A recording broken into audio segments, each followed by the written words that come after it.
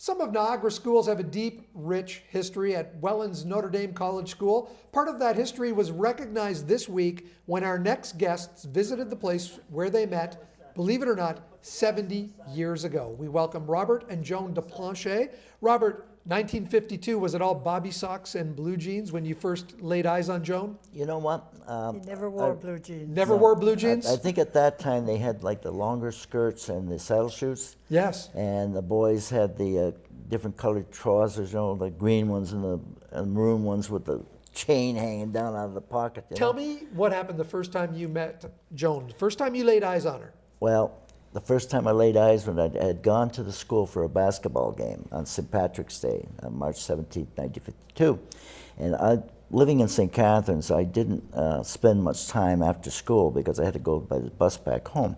So I went to the basketball that night, and I was sitting in, there's a balcony in the gymnasium, and these three girls were sitting there, and they all had big shamrocks on. And I said, you know, how come we didn't get a shamrock when we came in?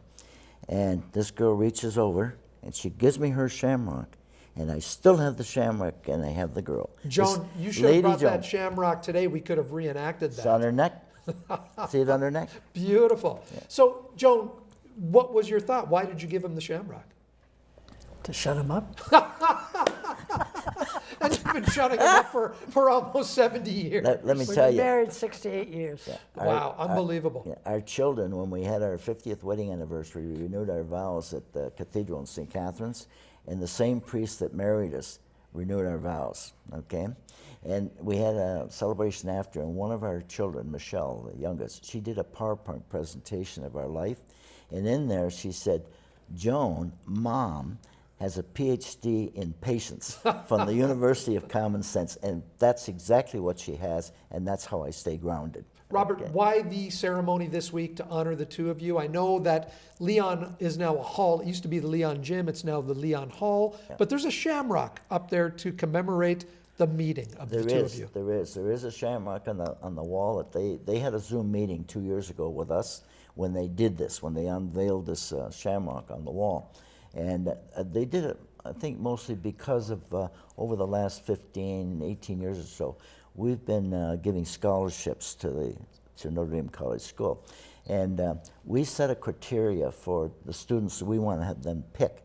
We don't want the valedictorian and the salutatorian. We don't want that. We want the students that really have a tough time getting any scholarships. We give those scholarships, and if you could see some of the cards and letters that we get after they receive their scholarship, it'll warm your heart. Make it cry. For sure. Yeah, it's like, if I didn't get this, I'm not sure I could even go on, you know. And it's like, it's not a whole lot, but it's just enough to get them over the threshold, you know.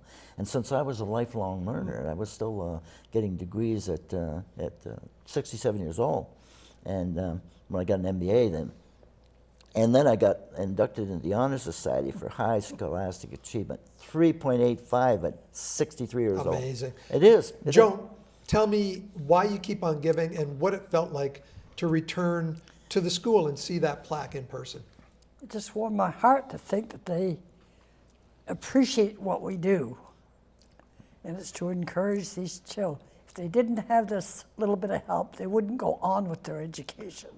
You want to encourage other people to donate to their alma maters. That school is like 73, 74 years old, okay? So there's all kinds of alumni. At times they had 300-400 graduating out of that school. So there's many, many alumni out there, and I want to encourage them to, even though they're not here anymore, maybe they're far away in different cities, and they probably are, they should still reach out and give back to those schools, because if they think about it, that's the enrichment that started their lives and the career path that they're on. Well, it certainly started the path of your marriage, Joan. Yeah. Robert, thank you so much for joining us, and congratulations on the honor. And thank you, Thank Mike. you for having us. Yeah, it was very nice. Yeah, thank you.